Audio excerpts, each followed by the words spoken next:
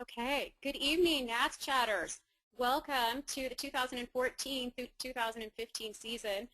I'm Kari Reagan, and I'm the organizer and moderator of the NATS chat.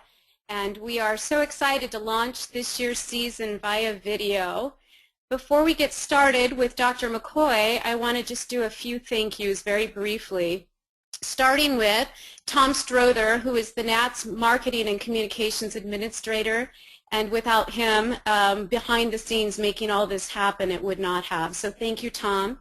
Of course, Alan Henderson, our NATS Executive Director, who you see on video right now, who gave the green light when I brought this idea to him in July. So thank you, Alan. And on the left there, you see Dr. Scott McCoy, who will not only be our guest tonight, but also he and Inside View Press are responsible for sponsoring NATS Chats this year. So thank you, Dr. McCoy.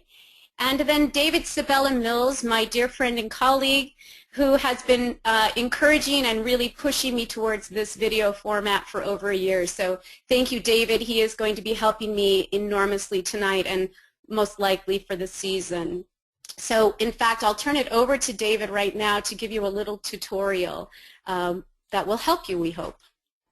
Hi everybody, thank you for joining us tonight. This is a landmark event, the inaugural video chat for NATS. I want to just orient you to the program that we're using. This is GoToMeeting, and there are several ways that you can ask a question and or be very interactive. You'll notice that you have the opportunity to raise your hand, the little hand icon next to your name, or depending on your computer, on the sidebar of your control panel. The control panel is the block of information that is hanging to the right of your screen.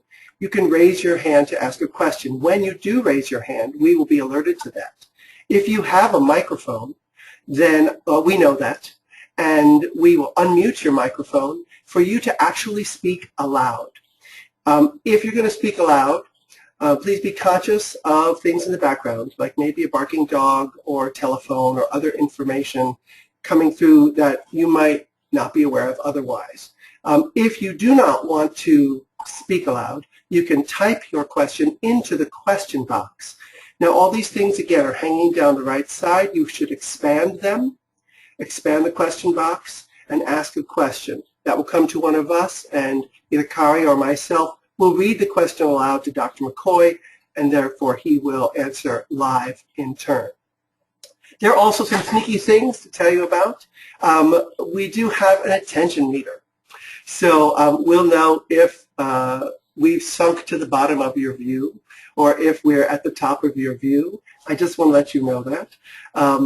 And in future chats, we'll also have a more interactive polling session where you will ask a question and it will flash up on your screen and you'll be able to, in real time, press a button and answer the question. So it's a very interactive format. I see some people are aware of our attention meter because we've popped up to the top of your video screen. Thank you. That's good. And I do want to pass on a hello from Stella Hastings, Dr. McCoy. She's already saying hello from her location. So without further ado then, if there are no other issues pressing, I will turn it over to Dr. Scott McCoy. Dr. McCoy, I'm going to make you the organizer, the presenter, pardon me. And I will go off video. Yes, I'm going to go off video as well. Everyone enjoy the webinar. You will hear us from now on, but only see Dr. McCoy.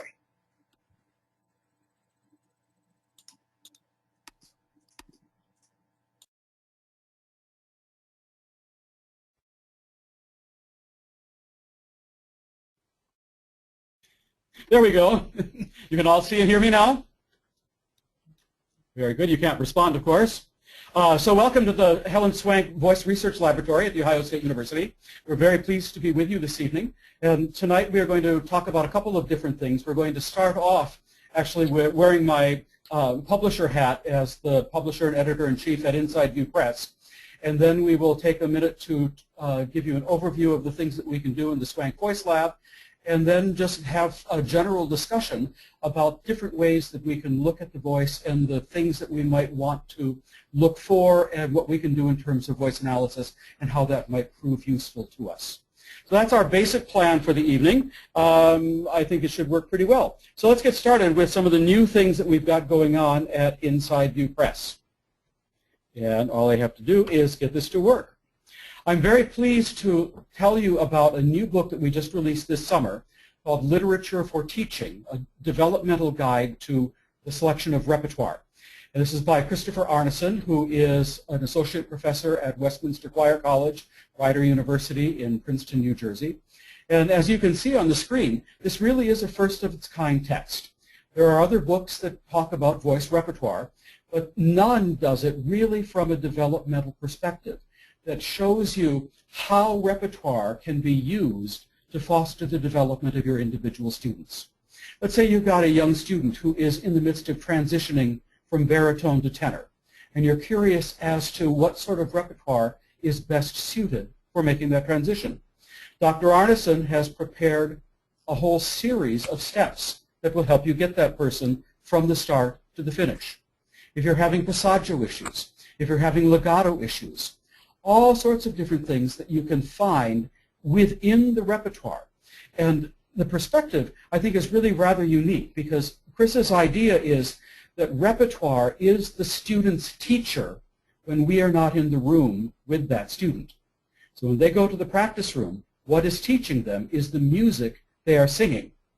And so if we are very, very careful about the music that we assign and assign music with specific technical goals in mind, we can foster our students' development much better than we would if we simply assign all those pieces that our teachers gave to us when we were learning, or if we just go back to our tried and true favorites. It worked with this student, therefore it will work with this other student. So, Literature for Teaching, that is available now. Fundamentals of Great Vocal Technique. For those of you who have been familiar with some of the other books from Inside View Press, this one is a major departure. Most everything else that we have published has had at its basis scientific method. We are geared toward vocal artistry and making the most beautiful singing sounds that are possible, but the arguments that we have made as to how and why that can be done are based in evidence and looking at exactly how acoustics work, how physiology works to enable us to sing at our best and to make our most beautiful sounds. And that is a really important distinction because we need to remember that all of the science is only relevant if it helps us to sing more beautifully. Well, the Fundamentals of Great Vocal Technique by Michael Trimble is a very big departure. In fact, you could say that it is not just not scientific, it is blatantly anti-science in many ways. And what it does is show that there are many ways to skin this cat of getting to beautiful singing. Trimble was a very active singer in the middle part of the 20th century, and he shared the stage with most of the great artists of the middle part of the 20th century. And more importantly, he talked with them. He was curious. He asked them extensive questions in a different way than Jerome Hines did in his wonderful book, Great Singers on Great Singing. And Trimble goes back to the beginning of the recorded bel canto era at the start of the 20th century, looking at what people like Caruso did and what they said about what they sing and how they sing. And then he traced the evolution of Caruso's ideas through the great singers of the 20th century. And what he consistently found is that the people that we admire the most often talk about singing in very different ways than what a lot of teachers are espousing at this point in the 21st century. In some place, a dichotomy has come into being between practice of the great singers and practice of the current generation of teachers, and by extension, the current generation of singers. How many times have you heard people lament about the decline of the vocal arts from the era of the great singers of the past? And to hear people talk about it, you would think that within another couple of years you're going to go to the Metropolitan Opera to hear Bohème on an evening, and Rodolfo will get up to sing his aria in the first act, and he'll pick up the microphone and hold it in front of his mouth and sing, "Hey, Jayli de Manina, Se la lasci riscaldar, cercar che giova al buio non si trova. And someplace off in the wings, there will be recording engineers who turn that into something that is in tune, is at the right pitch level, has impeccable diction, and is exciting in vocal quality. And all the guy that's on stage needs to do is be matinee idol handsome. And everything else is taken care of it for him. Well, I don't think that's going to come soon. I'm not going to open my crystal ball or look into my crystal ball and say it's never going to happen, because I think, unfortunately, we are in sort of a dangerous path that could lead in that direction. But getting back to Trimble, his point of departure is that we need to look at what the greatest singers of history did, and that maybe if there is a decline in vocalism, it's because we have abandoned some of those practices that proved so effective for the greatest artists. So I encourage you to read it. I promise you that it will be insightful. I also promise you that you will be infuriated by it at times. And that's part of the wonderful challenge of this book, because he's going to say some things that are going to make you scratch your head and say, what does he really mean by that?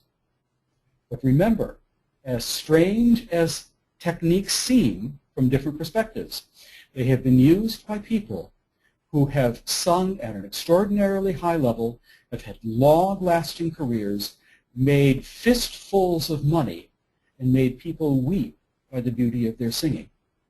So lots of ways to get to that end. By now, most of you, I'm sure, know that my book, Your Voice and Inside View, is in the second edition. This was released a summer and a half ago, or 2 summers ago now.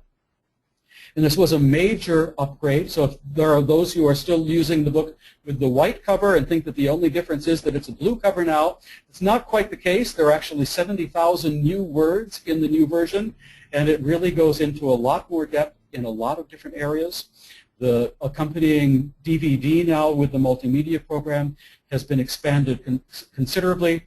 The vocal health portions of the book are now written in collaboration with Lucinda Hallstedt, who is a laryngologist and singing voice specialist down in the Charleston area.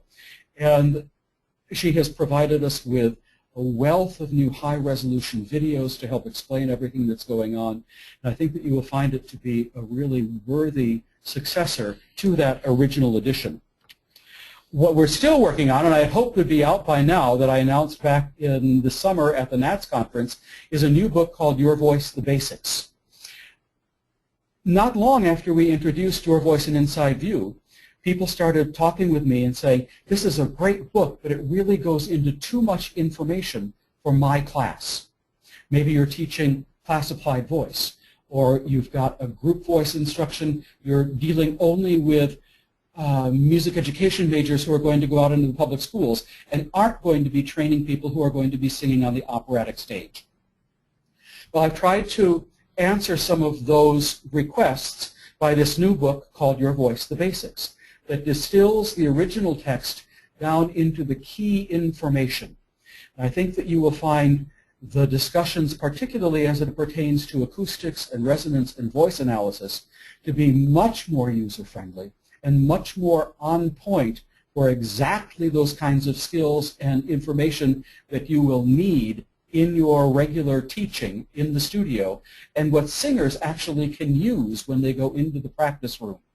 We've had a few technical problems in getting that ready, but it is on track now to be released and available for classes that start in January. So just check back with our website periodically, and you'll be able to check in and see exactly when that comes available. We'll probably also send an email blast through NATS to let you know that it has finally become available. Coming in 2015 will be a remarkable new book by one of my colleagues here at The Ohio State University, Great Teachers on Great Singing. And this is sort of a follow-up to the book that I already mentioned, the Jerome Hines book, Great Singers on Great Singing, except that this focuses on the pedagogy of how we help our singers become their best artists. And my colleague is doing and has done is to go around the country spending time in prominent teachers' studios and asking them questions, finding out exactly what they think about things, what exercises they use for this specific vocal issue. And I think that when we get this done, it is going to provide a wonderful resource for you that will actually be one of those books that you can go to. It says, okay, I've got this young soprano, and she's got this really curious hole in the middle of her voice between G4 and B-flat 4. And I'm really not having a great deal of success so far with all the exercises that I have tried. You may be able to go to this book and see, well, this master teacher says, do it this way. Try these exercises, try this language, try this breathing technique, try this phonation technique. So again, look for that in 2015. Ongoing products from Inside View Press, The Kid and the Singing Teacher, the wonderful instructional DVD from Robert Edwin and Barbara Arboleda. I hope that most of you have seen this at this point. We have A Most Rewarding Independent Music Studio, Lori Lee Cosby, Don Heinz Sawyer. This is a wonderful book for any music teacher who is going to be an independent teacher, and goes through a lot of things that we often forget about when it's time to set up our studios. Everything from how to get along with colleagues, how to deal with parents of high school students, how to deal with the tax man, how to go about incorporating and setting up your trademark. So it's a hands-on personal book with worksheets at the end of each chapter that will help you develop your own business model for setting up the perfect, profitable music studio. And then finally, or not finally, Sing into Your 60s and Beyond by Sangeetha Rayapati. This is the first of its kind anthology and technique book for dealing with singers of an older generation. The songs that have been selected in the anthology are in large part geared toward the interests and the history of singers of an older generation. And we need to think in terms of our own needs as teachers and how we are going to serve the greater good out in the community. And the population of older adult singers are people who have retired from their careers and are now at the point in their lives where they are able to sing recreationally. That is a wonderful market, and it offers a whole bunch of great things for us as teachers that actually cure a lot of the frustrations that we often have when dealing with our younger singers. For one thing, almost all people in this population are musically literate. They came through public school education at a time when you graduated and were able to read music. Doesn't happen very often at this point for people who aren't on a track to actually be professional musicians. So this has age-specific repertoire. It has age-specific technique issues, age-specific learning issues that will help us deal better with this important and this growing population of singers. And finally, Donald Miller's book, Resonance in Singing, which comes packaged with VOCEVISTA Pro voice analysis software. This was the second title that we published at Inside View Press and continues to be one of the most used books from our library.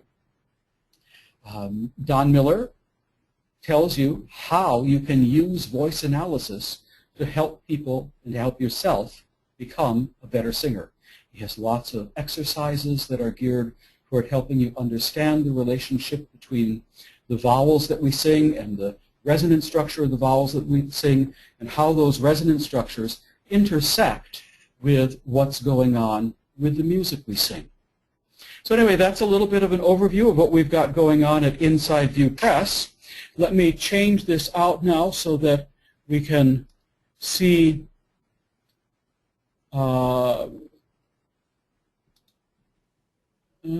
actually, I want to stop showing my screen, show my camera.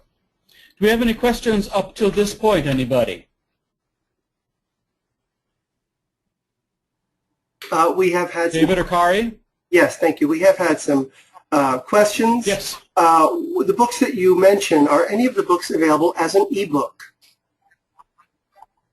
Not yet, but I can tell you that the basics will be available as an ebook, and we expect that to be the dominant method of delivery for that book. We are working on some other things and hope to have iPad and Android versions of the software, especially that accompanies Inside View, within the coming year. I know more and more people are going to just tablets rather than computers. Great. And if you could just confirm Robert Edwin's title. The Kid and the Singing Teacher. And it's a DVD or a book? It's a DVD. Okay. Just that one exists only as a DVD. Great. And it is a regular DVD that you would play in a DVD player, not an interactive DVD that you would use at a computer. Great. Now, if there are any other questions, if you'd like to raise your hand, you can hit the little hand icon next to your name or on the side of your control panel. And if you are using a microphone, I can unmute your microphone. You can ask Dr. McCoy your question aloud. Yes, we have a question. Hold on one second. This is Julia Bentley. Julia Bentley, you are live. Hi, can you hear me? I can. Hi, Julia. Ah, that is so cool. Great. So I had emailed a question in earlier today because I wasn't sure how this was going to work. It's my first time on the NATS Chats event. I went to a chamber choir concert last night, which was really beautifully performed. It's a group here in Chicago called Bella Voce, and they were doing all Tudor English music. Really nice group, maybe 4 on a part, but it was all very non-vibrato, right? And the soprano section soaring through the climactic materials at full volume and at straight tone, and it was beautiful. But I kept on, you know, trying to think about what is it anatomically that is actually, what is a singer, what is one of these singers actually doing to keep themselves from vibrating? It's a wonderful question. And that's actually a good point of departure for us as we start to talk about lab and analysis stuff, because vibrato is one of those things that we can analyze very easily and with lots of different parameters. But in terms of what you heard at that recital or that concert, it's hard for me to speak specifically to it, not having heard the recital or the concert and not knowing the individual singers. But what I would like us to understand is that there are some singers who very easily turn their vibrato on and off. And in fact, there are some singers who sing really well who sing virtually without vibrato at all times. And if you have a professional group like the one that you heard, they have the luxury of being able to fill their membership with people who easily are able to produce the sound that the conductor wants to hear. And so these are people who are self-selecting, that know that in this ensemble they are going to be singing with little or no vibrato, and they're just fine with that because that's something that their voice can do quite easily. The problem is that in the real world, outside of those professional ensembles, it oftentimes doesn't work that way. And we get into the situation where we have choirs, perhaps at a university or a high school, where the conductor expects all of the voices essentially to be able to do everything. If we think about other models, we don't expect symphony orchestras to do that. If an orchestra plays Mahler, they put a different number of players on the stage than they do if they play Mozart or if they play Bach. And they play their instruments differently. And our singers will do the same thing. And so in terms of how we can help singers who don't easily turn their vibrato on and off, it's incumbent on us as teachers to help them find the method that works for each individual singer. For some of them, it will be a matter of really lessening the amount of adduction that they have going on at the glottis. So they're actually going to increase airflow and just make everything a little bit lax here. There are others who do it in the opposite direction and just squeeze harder and suppress everything and tighten all these muscles. That probably isn't as healthy. But on the other hand, just letting everything go isn't necessarily healthy either. In my best of all possible worlds, we would only ask those singers to sing without vibrato who are able intrinsically to do so comfortably without having to make major alterations to their singing technique. And part of that just comes from the willingness to try it. I have 2 people here in the lab tonight with me that I'll introduce you in just a minute. But they would let you know that last Monday I sang Winterreise. It's my first public performance in about 5 years. And throughout that performance, I used a whole lot of different vocal colors that included a fair amount of singing without any vibrato whatsoever, and a lot of singing with my full natural vibrato. And it is something that I'm comfortable doing. And if you ask me exactly how I do it, I'm not sure I'd be able to tell you. But I know that some are comfortable, others are not. Thank you, Julia. Thank you. Let's, how about ask Joseph Muriello has a question for Dr. McCoy. Let me unmute your mic, Joseph. Go ahead. Hello.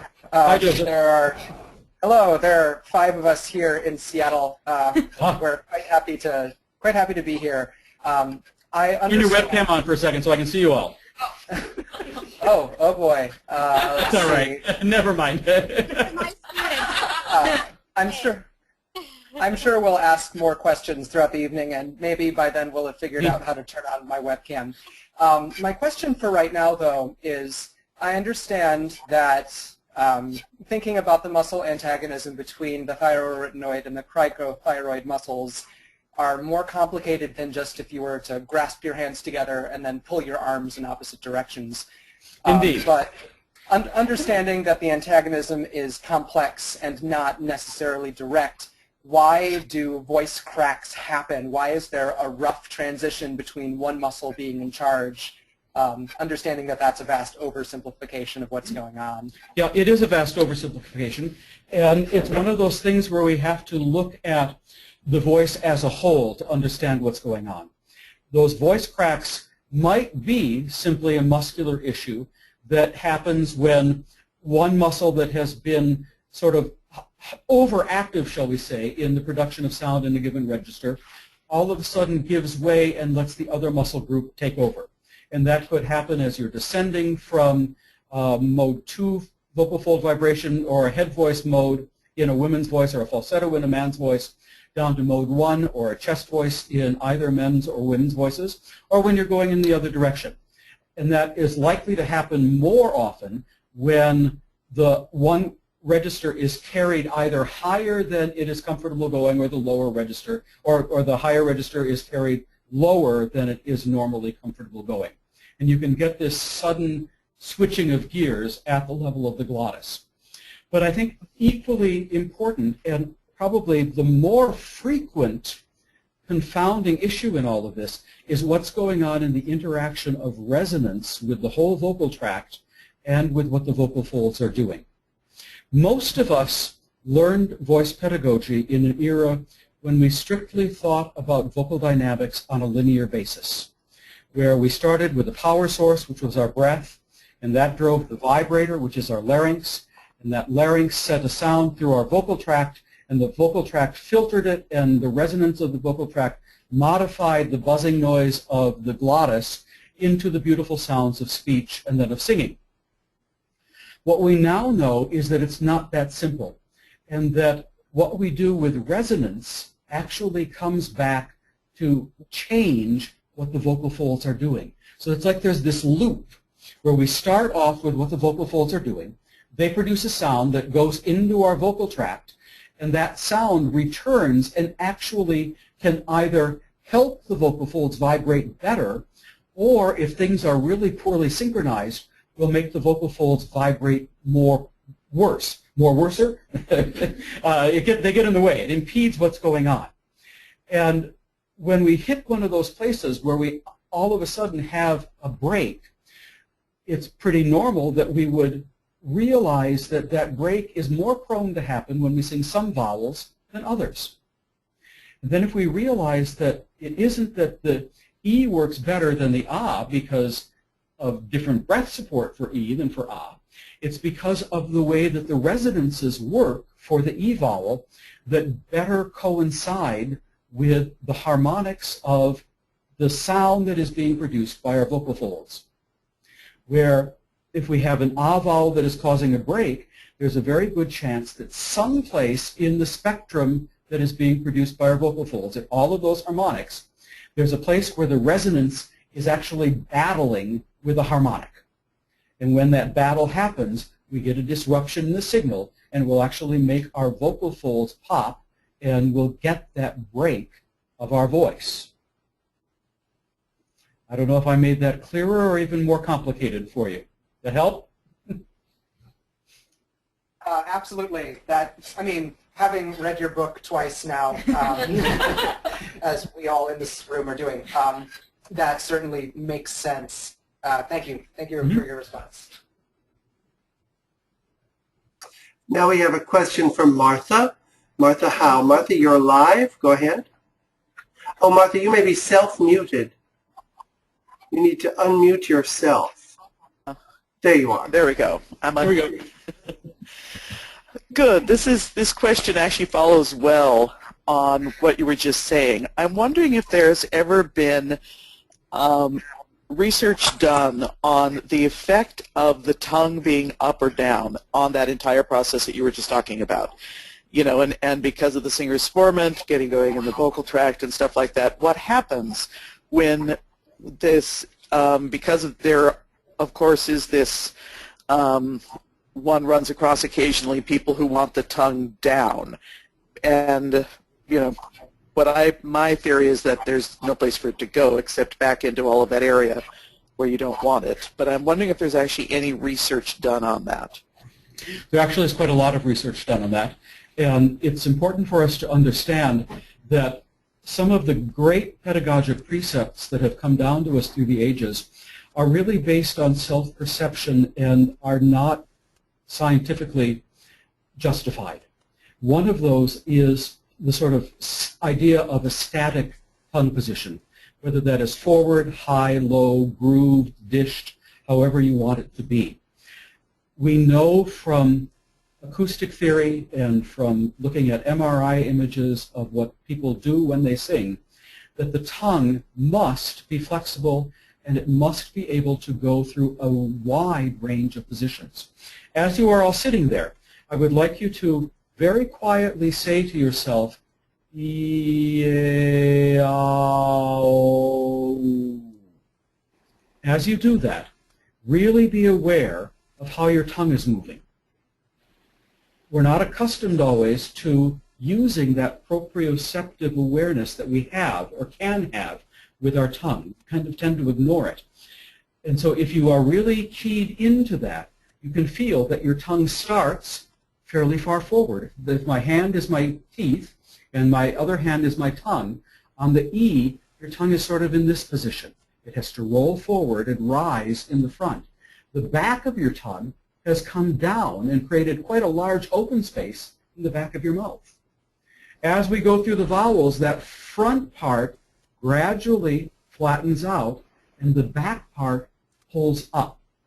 If you go back and forth between E and oo, you can really feel that. Your tongue is doing E, oo, E, oo. And it must do that to make the vowels. So any effort that we do to try to maintain a single position of the tongue is counterproductive because it goes against the way our resonators work to filter the sound of our vibrating vocal folds to make the phonemes of language. Now, that's not to say that singers don't get into trouble because their tongue is pulled back too far, their tongue is held up too high, or it's down too forward. All of those things happen. The key is that our tongue must be flexible and it must be relatively passive. All that is necessary is that it assumes a specific shape, and it can do that limply.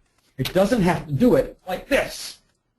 With so many of our young singers, that's exactly what they're doing. If you press under somebody's chin, and when they start singing, it feels like a little golf ball has emerged down there.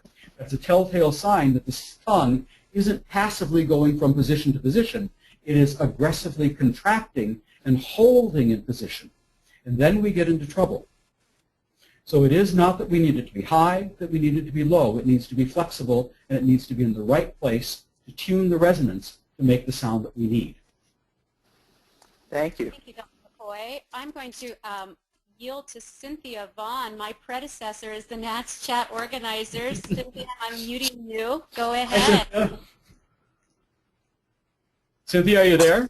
Cynthia is self-muted. Self-muted. Cynthia, you'll have to... Uh-oh. That's all right. She'll get it. Just takes everybody a second. Are you communicating with her, David? Do we need to... Let's move on, and I will text Cynthia privately. Cynthia, look for a private text in your control panel. Okay. Okay, so let's move to, how about Lynn Hoffman? Unmute Lynn. Lynn, would you like to ask your question? Yes, can you hear me? We can. Okay, great. It's Holloman, by the way. No, I actually just joined NATS, like probably 2 or 3 weeks ago, so Congratulations, welcome. it's all kind of new to me. But when he was talking earlier about the crack happening Yes. when a singer tries to go from their low and high end, I've got a young singer, she's an 8th grader, and she sings very beautifully high, and she's got a very nice musical theater belting sound. She actually recently just did a Les Mis. She was young Cosette. But when I'm trying to work with her on, we did Art is Calling for Me from The Enchantress. She was having quite a few issues trying to get that break smooth. And I would expect that. You said she is an 8th grader? She's an 8th grader. Yeah. She's very advanced for an 8th grade, though. I would assume so if you're assigning repertoire like that, because that really is well beyond what we would normally consider to be reasonable expectations in terms of vocalism for somebody who is in 8th grade. Well, even in choir, because I'm also her choir director, even in choir when we're singing junior high-level pieces, she's having trouble conquering that break. I think this is a case where the book that I talked about earlier, The Literature for Teaching by Chris Arneson, that could really be helpful. Because what we often do, especially with people like your singer, who shows really early signs of development and of a real vocal gift, is that we want to get that person to dive off the high dive and swim immediately.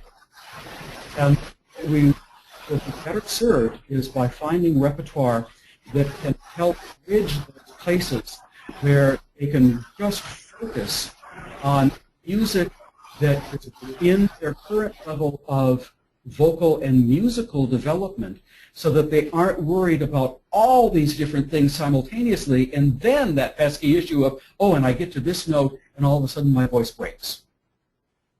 So I would recommend, just taking a couple of steps backward, finding repertoire that gives a more direct shot at the specific technical issues that you are dealing with. And then work with this one, keep cross-training. And do the belting stuff, and do the high voice stuff, and train the entire part of the voice. Yeah, I've focused her music at this point on working the high end, just so she can get comfortable with it. Then we're gonna take her down a little bit, like Peter Bernstein's Peter from his Peter Pan. She's working on that. After I saw what happened, and she can do it. She has more trouble when she performs than anything else. She just gets nervous. Of course. Yeah. Bernstein I think, is probably a much more realistic choice. Yeah. Than The Art is Calling for Me. That's a pretty phenomenally difficult piece. Well, she went through the book. She wanted to do it. I let her try it.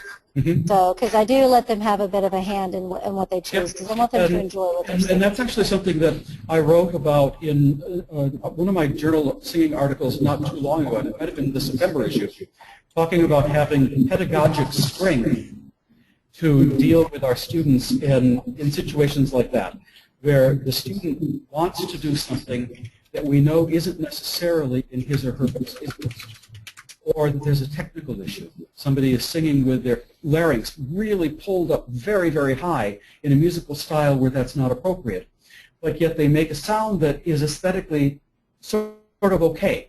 And so we say, oh, well, that's okay. It sounds good, so we'll just let the larynx stay up there, instead of having the pedagogic fortitude to insist that everything release and that it comes back down to where it would be in a classical training, if that's what we're dealing with.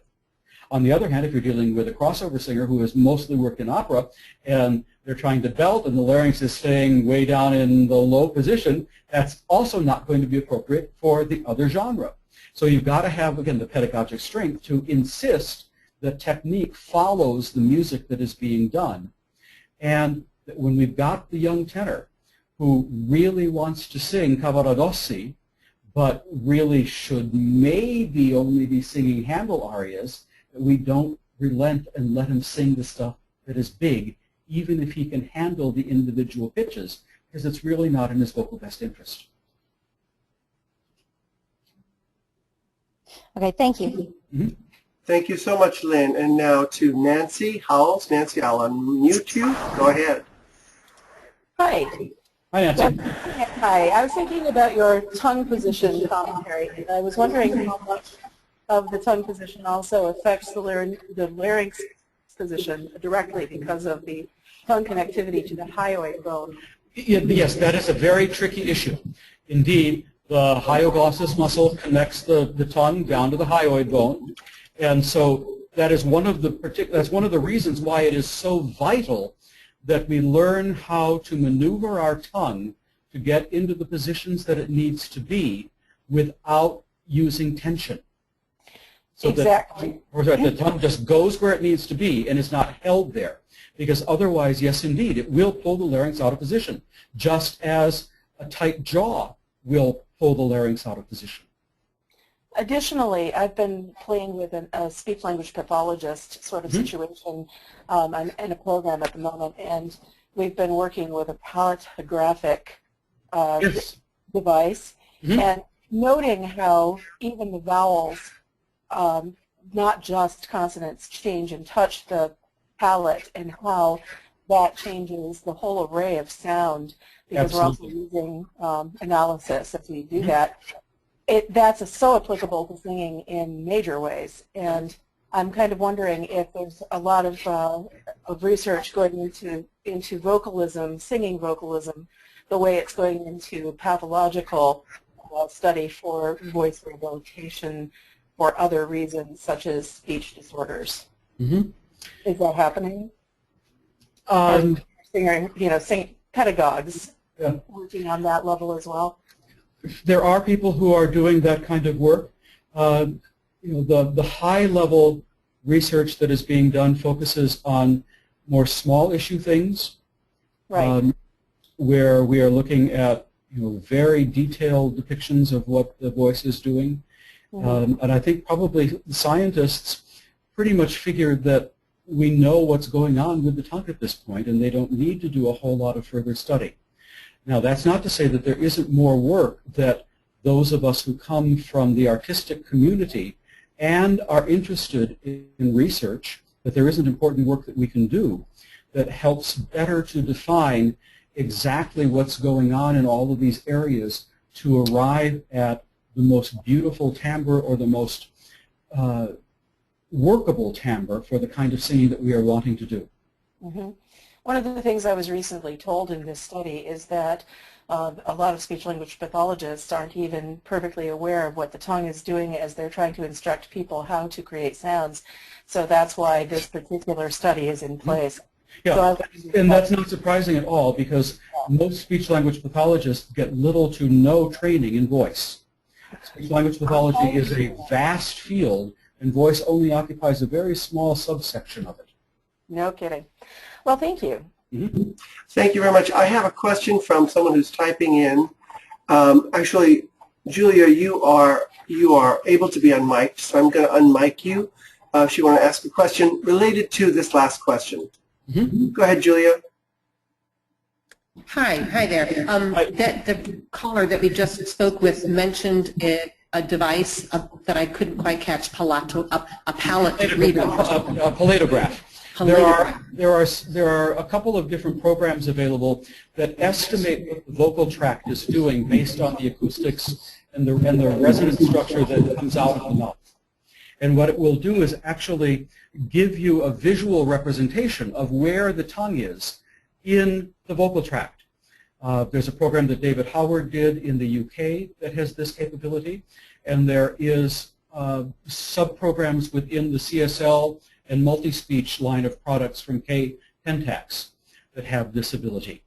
That sounds really terrific. Is that with what, echolocation, or what's doing that? No. It's an estimation that is based on knowing that this is the acoustic that's coming out, this is where the resonance peaks are, and we know that to have resonance peaks in this spot and this spot and this spot, the tongue must be in this position.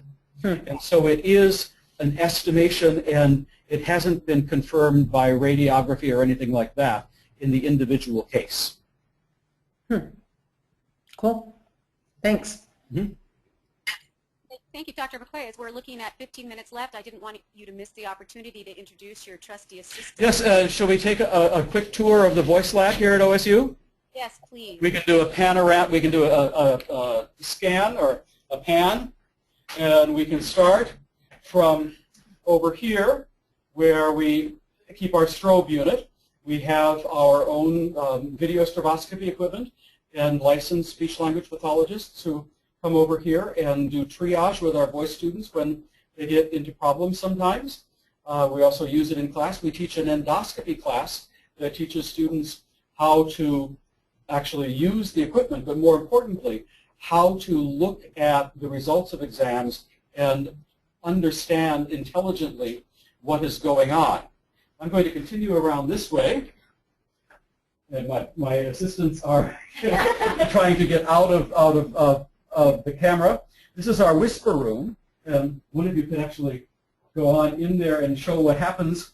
This is a sound-treated room that we use when we are doing voice analysis stuff that requires known acoustic parameters and can't have any feedback from the room that would pollute the signal, so to speak, so that we wouldn't know exactly what is going on in the voice versus what the room is doing. The person that you just saw is Catherine Osborne in the purple, and next to her is Catherine Peterson.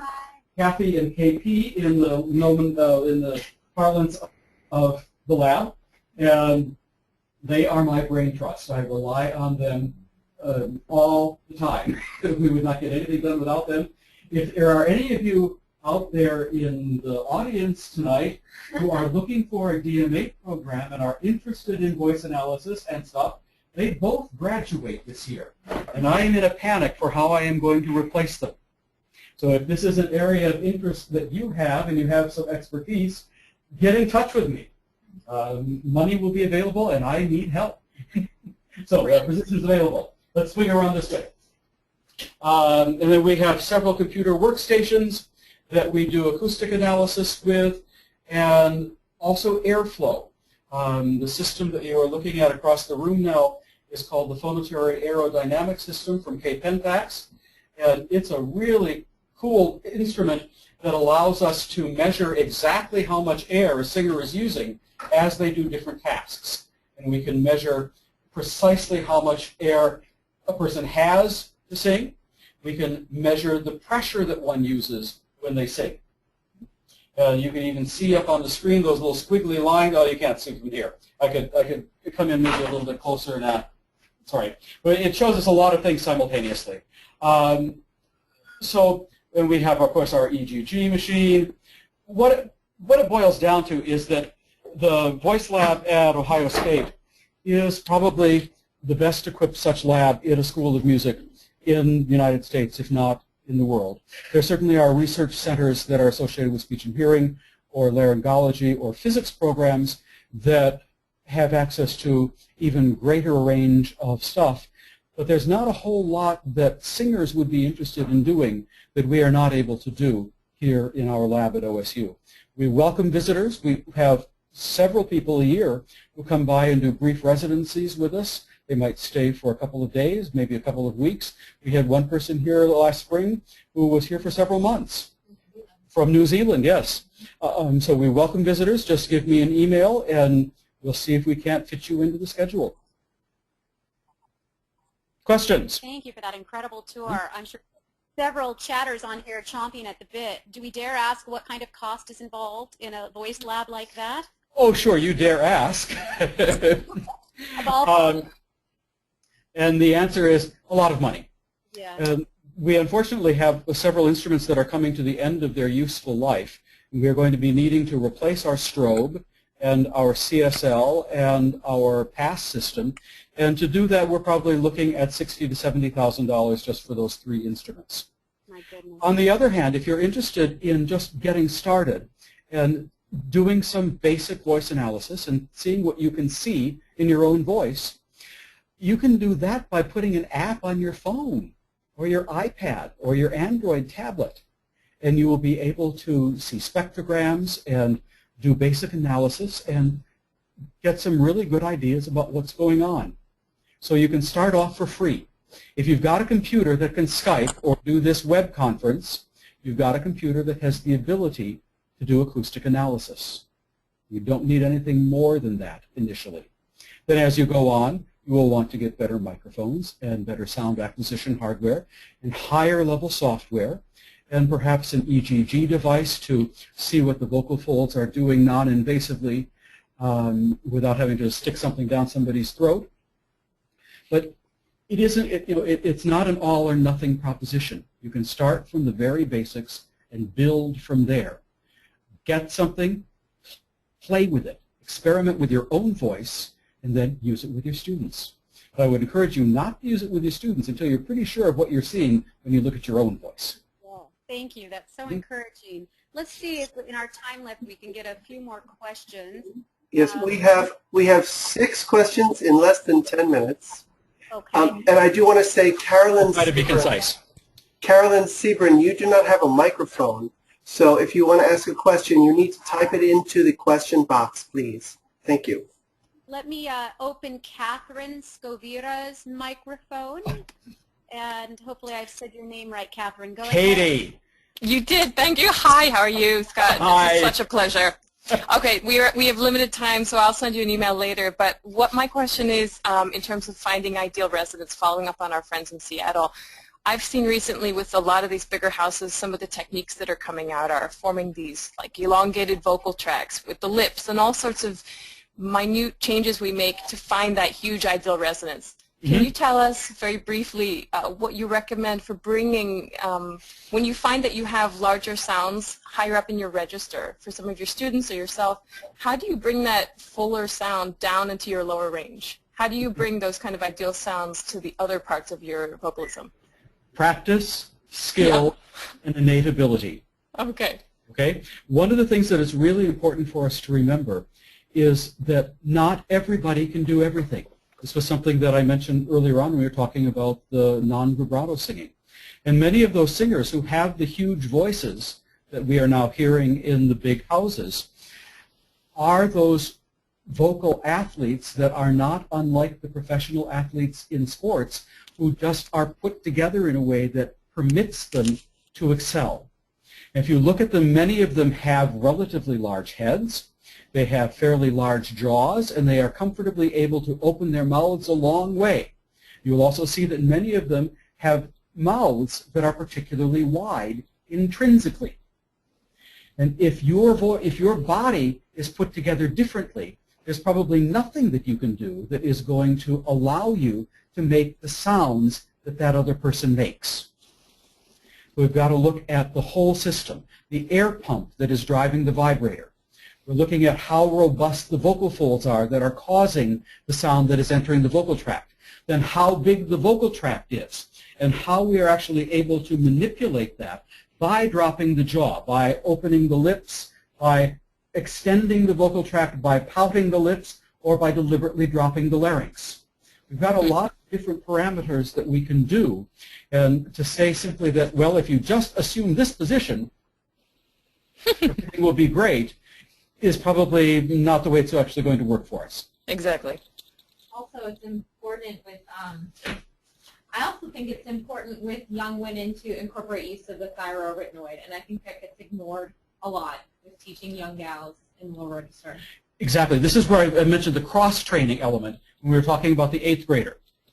Making sure that you strengthen the muscles that help you sing when you go low, which means exercising the chest voice. Mm-hmm. Thank you. Thank you, Catherine. I have a few questions that are typed into our question box, so I will read them aloud. We have several people asking what specific apps you were speaking of for the phone, and also if you could recommend a good voice lesson warm-up book. I'll answer the second one first, and that is that I think in terms of a warm-up book, use your personal experience and help your students learn what to do. I don't have a warm-up book. Unfortunately, I don't really have one off the top of my head that I can recommend to you. In terms of apps, just go to the App Store, it doesn't matter if you're Android or Apple, and look for Spectrum Analyzer or Spectrogram. Either of those will get you to something. There always are going to be limitations with these things, but I would start off with something that's free and see what you can see, and then see if you actually do want to go to something that you might have to pay a little bit for. I'm not giving a specific named recommendation. I've got half a dozen different ones on my phone and on my iPad, and I'm really not all that pleased with any of them, so I'm not going to give you a recommendation. But that's partly because my office is through the door that is right there, and if I need to do something that involves the spectrogram, I can just bring my student into my lab. Thank you so much. We have two other. But otherwise, sorry, I will give one other recommendation though. With the next step up is to get a copy of VOCEVISTA. VOCEVISTA being a spectrum analyzer that is geared toward the singing voice. It's a marvelous program that works on Windows, works on Mac. All you have to do is install Windows on your Mac, and it runs flawlessly, especially if you do it through boot camp. And it won't hurt your Mac. Your Mac will run Windows better than a PC runs Windows. I promise you.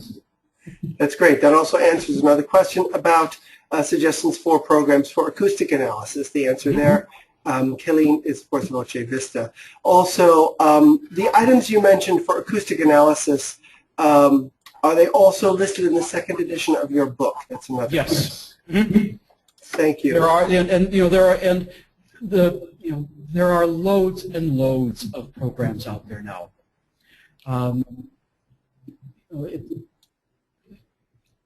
I have a suite of things that I routinely use. I have colleagues that use other stuff. There is a lot of variability, a lot of different functionality.